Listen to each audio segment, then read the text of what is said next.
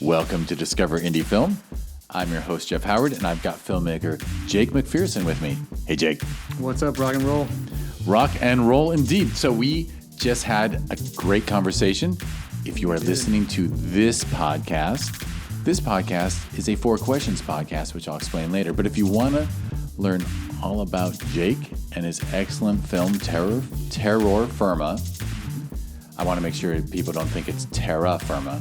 Right, that's the play. I like that play on words, by the way. It's a play on the words, and you got to be careful because there's another film out there called Terror Firmer, which is from like the early 90s or 80s or something. It's actually got a cult following, so we've been running into that a lot. It's like, no, we are Terror Firma. So. I mean, I admit I didn't mention this in the podcast that I was supposed to, where we were talking more about Terror Firma, but I thought it was such an intelligent title, and then I said to myself, could this really be the first Terror Firma?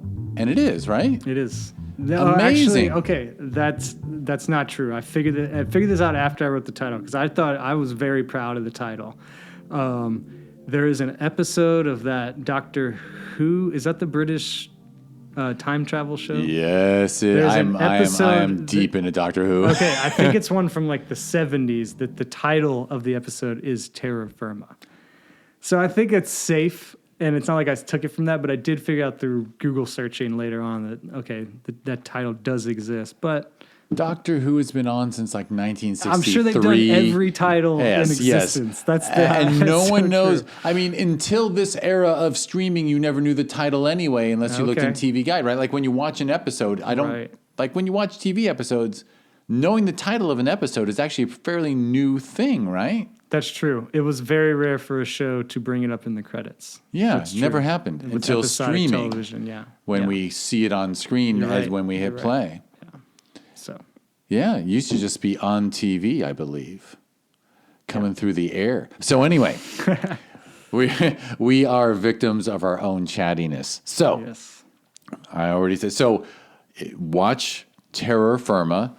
Go pay $2.99 and watch it on Amazon Prime Video. $2.99. $2.99. Come on, they're not asking you for $8.99. Yeah, you get 3 friends. It's $1 a piece. And if you don't like it, you can go on Instagram and go to @DIFWins for the Discover Indie Film Podcast and send me a nasty note, and then I'll debate you about the film. You can leave us a bad review, too. I think those are just as important as good reviews. It makes, for me, I know that the film is real when we get both. Sure, but I will say that if you watch it and like it, I think one of the things that annoys me about Amazon is if you like a film on Amazon Prime Video, I think you actually have to hop onto your computer to go write a review. Yeah, I think you're right. You can't write it on your smart TV if you're watching it on a nice big TV. Right. So what do people do? If they hate the film, they go write a review. And if they like it, they just go watch something else. So if you watch it and like it, take that extra time to go write a review, or at least give it a rating and rate it on IMDb or Letterboxd or whatever. That would be great. Fucking shit's out there, because it really does make a difference with algorithms, especially when you end up on AVOD. Yeah, that's true. Which most people listening to this probably know what AVOD is, so I won't bother explaining it. Yeah. All right, so we've covered Terror Firma, and now I'll explain what the 4 questions thing was in the beginning. If you're new to Discover Indie Film, those are just questions that are fun for me to ask a filmmaker. So the question number 1 is, well, here, I'll just ramble them off. Name 3 favorite films, name an underrated film, name an overrated film, and name a lesser-known film for people to seek out. And these were almost written with intention because, like I didn't want it to be like, what are the 3 best films, right? It's 3 favorites. Like, you know what I mean? Yeah. So anyway, you want to just hit me with your favorites? Okay, we're going to start with the 3 favorites? Yeah. Okay, so like we were just saying before we hit record, I'm really into like themes and grouping stuff, and that helped because like it's really hard for me at this point to just pick like 3 favorite films, so it helps to like, okay, here's this like little group here. Now, what are my like 3 favorites in that group? So that's kind of what I did. And it kind of happened naturally. I just started writing down some that I really loved, and then the ones that kind of formed a little theme, I was like, okay, that's my theme. So I did buddy films.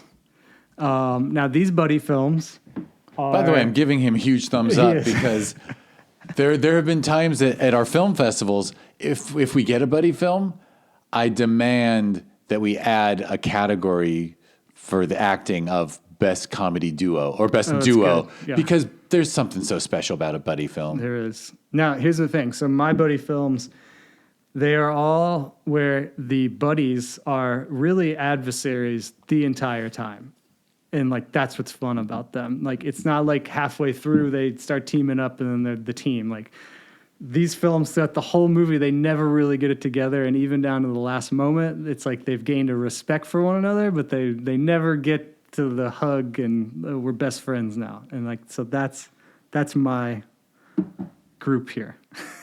All right. Which I think is really important to watch movies like that in this day and age where we're so politically divided. It's like, look, we could still be buddies and not agree and like not really ever get along, but we still respect each other and we're buddies. So this is important movie category right here. All right, so the first one is The Mercenary by Sergio Corbucci.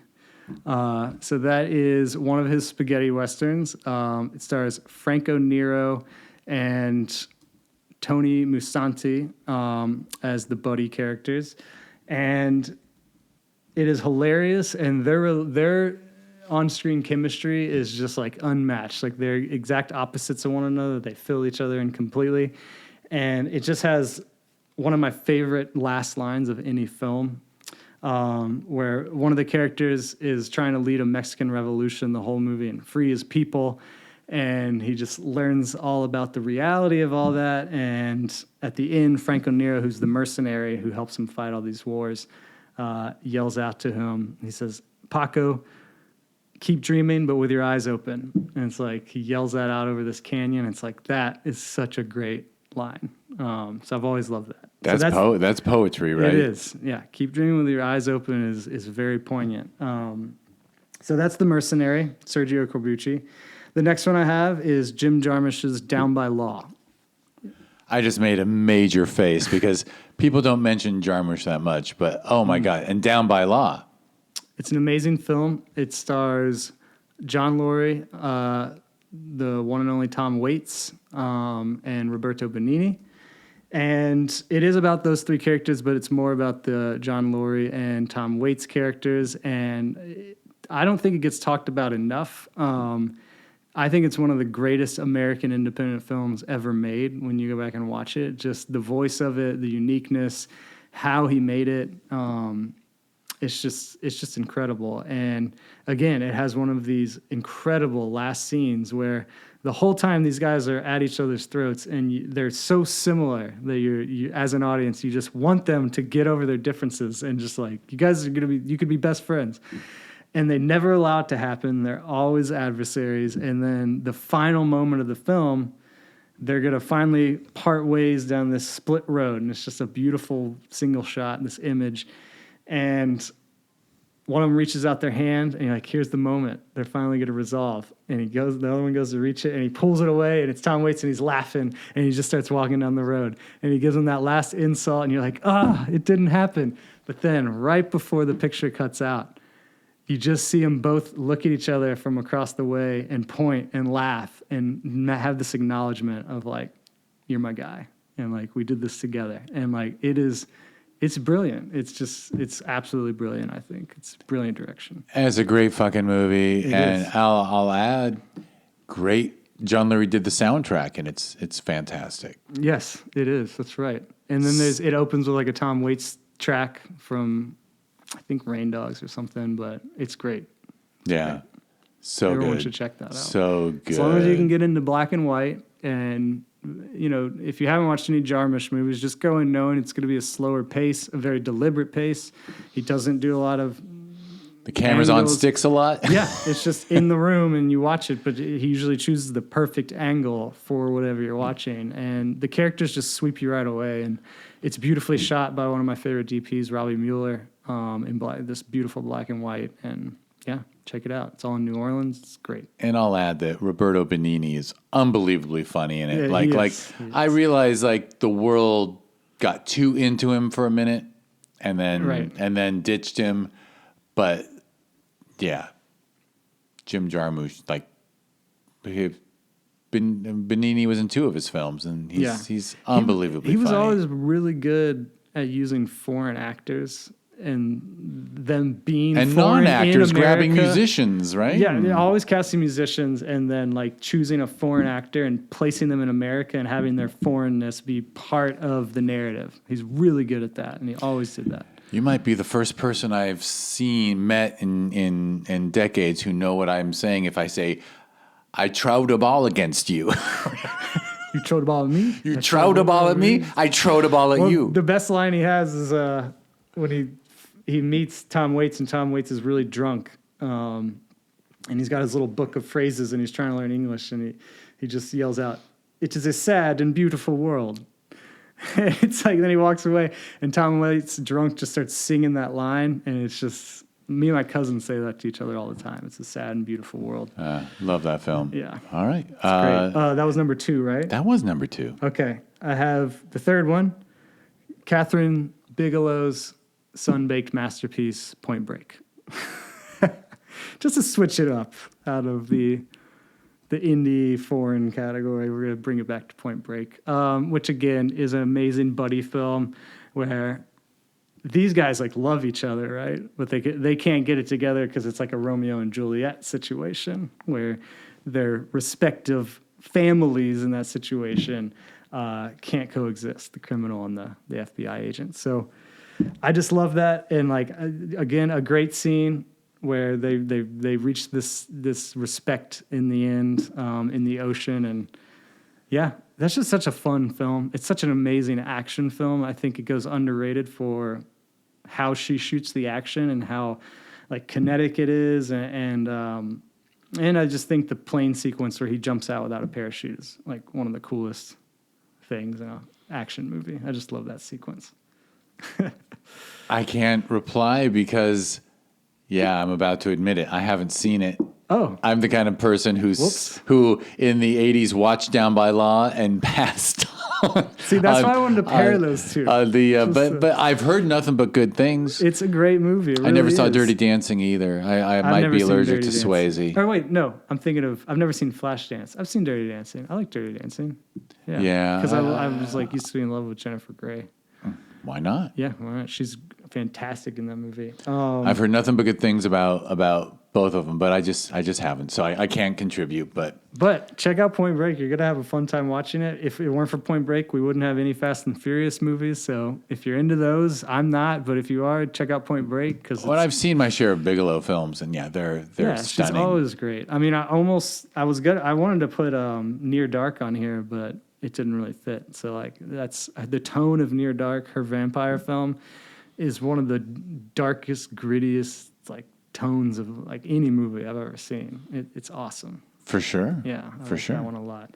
And then I'll just say my honorable mention because it's a fun one is Drunken Master with Jackie Chan, which doesn't really qualify as a buddy film because it's a master and an apprentice type thing, which is just kung fu to the T, but I want everyone to go watch that movie. And it's going to be dubbed, and it's not going to be Jackie Chan's voice, but you'll get used to the guy. He's actually pretty good. And it's just such a fun, amazing kung fu movie. And it's like Jackie Chan right before he like exploded. It's great. It is. I love that movie. Thoroughly entertaining. It's thoroughly every scene. I mean, you couldn't watch that. I remember when, I think I was in college when like it made the rounds on VHS. Like it was like, you got to check this out.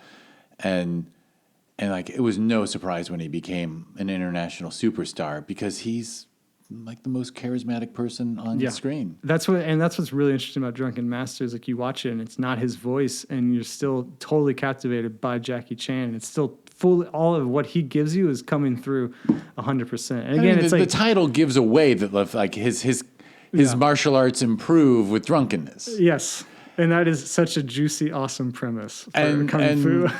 And the fact that he accomplishes that physically, the physicality of it's remarkable. It is. And that's one of the things I love most about that in the Kung Fu world is like when they start combining kind of the acrobatics with the Kung Fu martial arts choreography. And it's just like some amazing stuff they're not doing any wire work or anything, but like people are somehow launching like 20 feet in the air.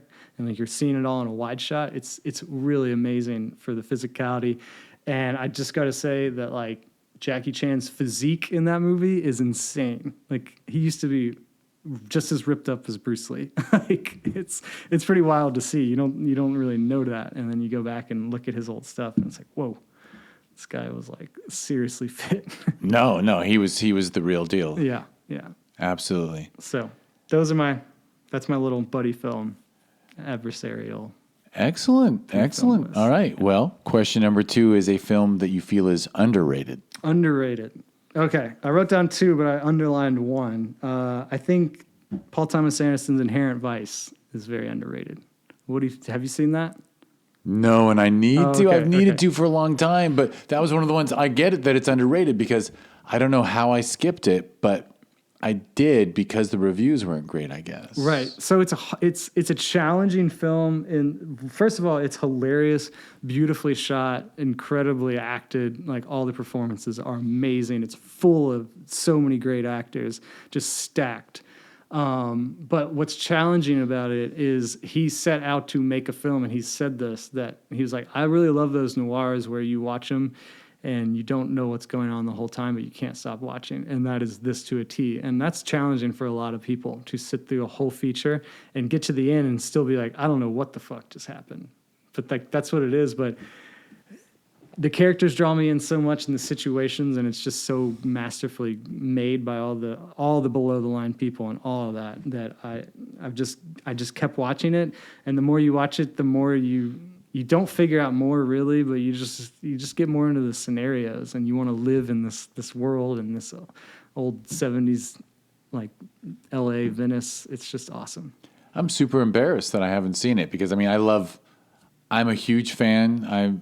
I argued with people for, long periods of time over Phantom Thread because I thought it was great. I think it's great. And my friends, I saw it with, like, we walked out of the theater and I was ready to say, oh my God, he's the greatest filmmaker of all time. and they were like, God, that one sucked. And I'm like, what? No, it didn't. And then we debated it. I disagree. I loved that film. I love that film too. But that one, not everyone was into too. Yeah, and that's the thing. That one has a pretty loose narrative, I guess I'd say.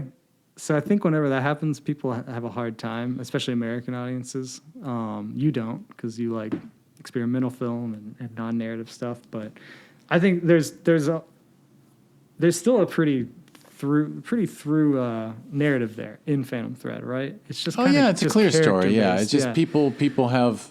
I don't know But what people. Inherent Vice is like it's intentionally made to confuse you because the main character is confused. So like you really got to get over that hurdle to enjoy it. Yeah. So just be ready. Well, you want to give your other one too? Your other underrated? My underrated runner-up is Frank Oz's Bowfinger, starring Steve Martin and Eddie Murphy. I have 2 fists in the air. That film is genius. Let's hear. I want to hear your take on it because no one ever wants to talk about it other than me. Bowfinger is written by Steve Martin and starring Steve Martin, and then he had a character who had a twin brother, and they brought in Eddie Murphy. I think Frank Oz is one of the best directors of all time. I think Dirty Rotten Scoundrels is one of the funniest films ever made. Nice.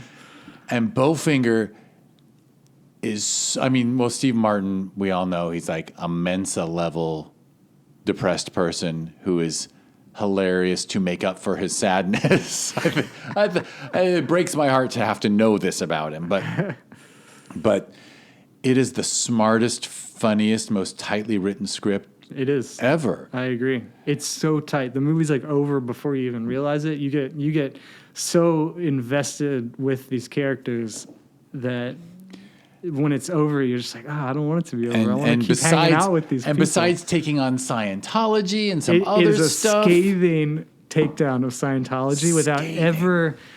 Hollywood, but also takes down Hollywood. It does. And it's clearly just this, I love you, Tom Cruise, but it's just a rip on Tom Cruise. Like Eddie Murphy is playing a Tom Cruise. Like that's where the whole Scientology rip comes in, but they nail it and make it hilarious. And Eddie Murphy's incredible. I think for all of his Peter Sellers-ness of doing multiple characters in one film, I actually think him playing the superstar and then his nerd brother, his twin, I mean, it doesn't feel like Eddie Murphy in any way. And all they do is like poke his ears out and give him glasses, and it's a completely different human being.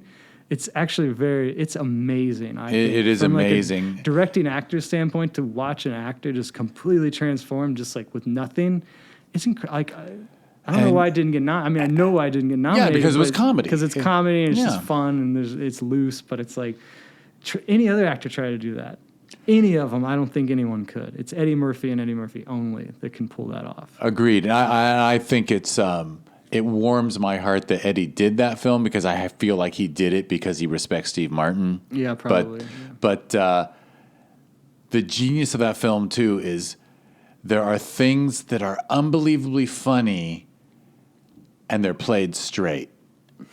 And that, I think, is a level of comedy.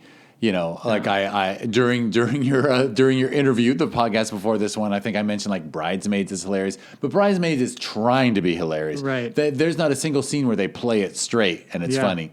But like when the Eddie Murphy movie star character, like when they're fucking with him in that great finale, and he hops in, and the woman says something about the aliens, and he just looks at her and goes, "Well, then we must go." That's right. She keeps calling him the character name, and he looks over at his friends. He's like, "I'm Keith."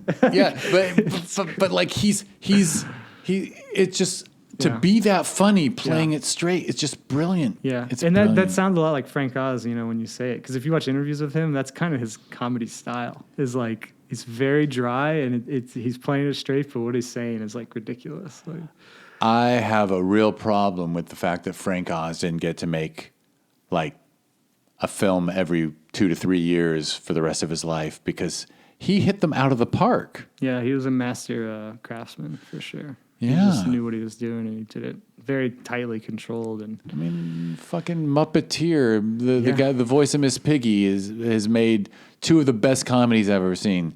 I admit I'm not a huge What About Bob fan.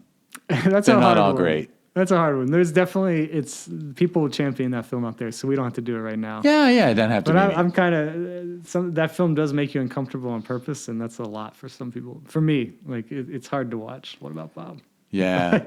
And if it had been like, you know, Steve Martin and Michael Caine instead of Bill Murray and Richard Dreyfuss, I don't find Dreyfuss funny. But anyway. No. And for all the filmmakers out there, if you don't know what Bowfinger is, I don't even think we said it. It's about a guy who's tried to make it in Hollywood his whole career and hasn't, and then just decides one day, I'm finally going to make a movie with my own money, save $2,000, and that's what they go out and do. And so if you've done that on your own, you watch the movie with new eyes, and it's like so poignant with that kind of like that. What do you call it? Just that. I don't even know what I'm trying to say. It just nails that idea of being an indie filmmaker and doing it all yourself and stealing things and borrowing and begging and I mean, it is the best idea ever. Well, that's obviously hyperbole, but well, we can do spoilers for that film. I mean, he decided they're besides making a film guerrilla style, they make a guerrilla style, tricking an A-list, the biggest actor in Hollywood. Yeah, like with Tom Cruise. It'd be like if you just snuck Tom Cruise into your movie without permission. You just go to like a parking garage you know he's going to be in, you film him getting in his car and driving away, and that becomes part of the movie. Yeah. And that doesn't really spoil anything. They set that up in like the first act. Yeah, I know. So go watch it. It's great if you're an indie filmmaker. You're going to love it. So good. In fact, I got to watch it again. Yeah. It's been a while. It's so fun. Heather Graham's great in it. Heather Graham, I almost mentioned her just now because I think she also deserved a much huger career than she got. Yeah. And she's always been part of our collective pop culture thing. She's always been there. Even when she like got into The Hangover, it like kind of pushed her into a new generation. So she's always been there, but I agree. She peaked too early and never really got back to it. I guess I don't know. Maybe she didn't want to. I don't know. I always thought it was probably a Me Too kind of thing where she either refused the casting couch and then the career didn't go where it should have. Maybe. Or she was abused and she backed away. But I feel like I don't know. I have no proof, but I have a feeling that was involved. Possibly. She was, when she was in that second Austin Powers movie, she had a lot of cultural purchase at that point. she was everywhere. So it is interesting to go from that to not I've seen her in much. some indies. Yeah. Yeah. Yeah. I've seen films at Sundance with her in it that never got released. Isn't that weird? That's rough. Yeah. That's crazy. All right. That is crazy. Question number 3 is a fun one. A film that you consider overrated. Okay. That was tough for me. And like, I know in like a week I'll think of like 15, but I'm like, that's what I wanted to talk about. But the first one that came to mind, because I just spent the whole October watching nothing but horror movies, I think Late Night with the Devil is overrated. Oh, I don't know it. Oh, you don't? Okay. I'm sure so people really love that movie. It is about, like, it's a very cool premise, and I appreciated a lot of the movie, but by the time it ended, it was just a mess by the end of it, and it started weird, and I never really bought the main actor in the main role, which is a big problem for me. But since you don't really know it, it's not a lot to discuss. I guess not. I can't help you out, but it's funny. You're saying it's overrated now. My interest in it is piqued just because, but can't see them all. And people really love it, and I really appreciate the filmmakers that made it. Honestly, they made it for a really small budget for the most part. Got it theatrically released. It did really good theatrically. So I'm all for that stuff. Like, I didn't really like Longlegs, but I love what those filmmakers did with it and what Longlegs did, like, for the industry. They had a $10 million budget. They gave 5 of that to Nick Cage. So they made the whole movie for $5 million, and it grossed over $100 million just theatrically. That's a dream. We should all celebrate that as indie filmmakers. But I don't really like that movie, but I'll champion it all over the place. And For sure. so the same thing, Late Night with the Devil. I think it's overrated, but I definitely think as indie filmmakers, go support it, watch it. Some of my best friends love it. I just couldn't get into it. My runner-up is a television show that maybe you can talk about, is Stranger Things. I think Stranger Things is highly overrated. So I want to throw that out there. I have watched it. And what do you think? Well, to use an overused phrase, it jumped the shark. I think in the beginning, I was pretty captivated. Mm-hmm. By the way, admittedly, I believe the prom in that show, the Steve guy and the older sister and the guy, well, they're the class of '86. I was class of '86. Mm. So the nostalgia. It is my era. Okay. But that's not why I like. I thought I found it less interesting as they've gone along. But I was very into it in the beginning. Okay. But I played around with a little bit of D&D as a kid, and I never did as a kid, but I've actually played 3 times since I moved out here and had a blast every time. Yeah, so but I get it. And definitely where it's gone. Too, yeah. Where it's gone, I'm like, should we even? But I mean, yeah, but it's not like they're asking us to watch 10 more hours every other year. It's like they just released 2 episodes at this point, right? So it's like, is that what they do? I mean, I haven't watched any since the first season. Oh, really? So the first season, they lost you after that. Yeah, I mean, they almost lost me just with the pilot, but I stuck in for a little bit. But yeah. I try not to do that with pilots because a lot of times the pilots are the worst episodes of a lot of TV shows because they're trying to figure it out and they're just getting going. So like I try to not the pilot sucked. I'm gonna because like Game of Thrones pilot is terrible, but if you can get through a few episodes, all of a sudden you are completely hooked and the quality goes way up. That's interesting because for me, Game of Thrones, that first episode gets me. I don't like it. I think it's cheesy. But then they quickly remedy all the stuff that I didn't like. They quickly remedy it. Whereas now I love. I love the beheading. Well, that like that the early first beheading. Season is incredible. That's the last episode. It's no, just that in the first episode when, oh my God, I'm so gonna geek out by admitting this. When Ned Stark tells his son, if you're gonna order a man to death, you should swing the blade yourself, and they behead the guy who ran from the wall. Okay, I'm starting to sound like Stephen Colbert about Lord of the Rings. Like, in my defense, I watched Game of Thrones alone during my first marriage. Okay. and then got divorced and then met someone who'd never watched Game of Thrones. And so we watched the whole thing together. And then we met a friend who said, I'd always wanted to watch it. And then we watched it with her. So I've actually watched Game of Thrones as they came out week by week, year by year. And then I binged it 2 more times for other people who hadn't seen it. So I got way too much Game of Thrones in my head. I need to go back and rewatch it. There's 2 shows I need to rewatch. That's one of them. The other one's Breaking Bad. I've watched Breaking Bad the whole way I'm through obsessed twice. with Breaking Bad. It's the best thing ever. I think it's the best show ever written. I honestly do. That I've seen. And I love Twin Peaks and stuff and all that, but It's the quality of the writing from the very first episode, every single minute is just perfect all the way to and the every end. single plot twist works. Yeah. You know what I mean? There's It's never all a moment. earned. It's all, yeah. You know, I mentioned the kid a little too much maybe, but like when you watch movies and shows with a kid and like, you know, like a 9-year-old will say, why did that happen? And the answer is because George Lucas didn't care anymore. And they just wrote nonsense because they didn't care. Everything in Breaking Bad from the first episode, from the first shot to the last works as a story. And no one's ever made a TV show like that before. No.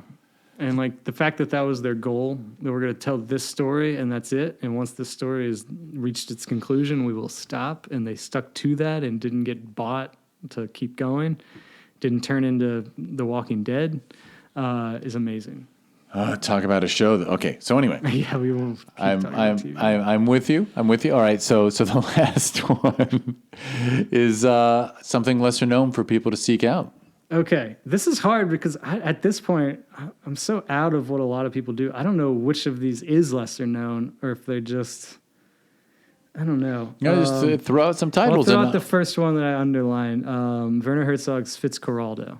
Oh, Fitzcarraldo. That's the one where like He's trying to pull people a boat offer to kill someone for over a him, right? mountain. Wait, like, the production? Yeah.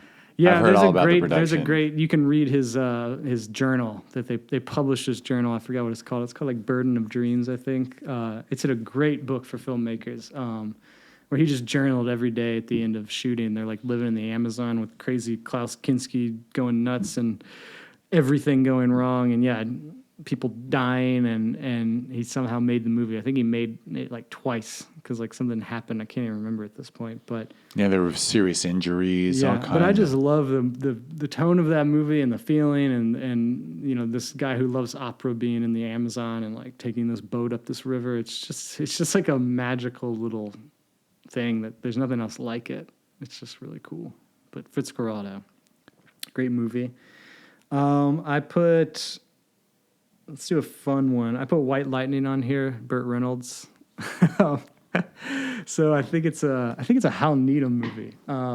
But I think it's pre-Smokey and the Bandit because it definitely sets up everything that Smokey and the Bandit then does and kind of perfects. But it's just amazing car stunts that are all real, and Burt Reynolds being like 200% charismatic like across the whole movie, and like he's just so cool, and it's just such a fun movie. And any like big Tarantino fans out there have to watch it because like half of his score music came out of that movie. But it's just so well done, and like this gritty car chase action movie that's everything's real and the stunts are awesome. and it's easy to forget because he kind of became a parody of himself. Yeah.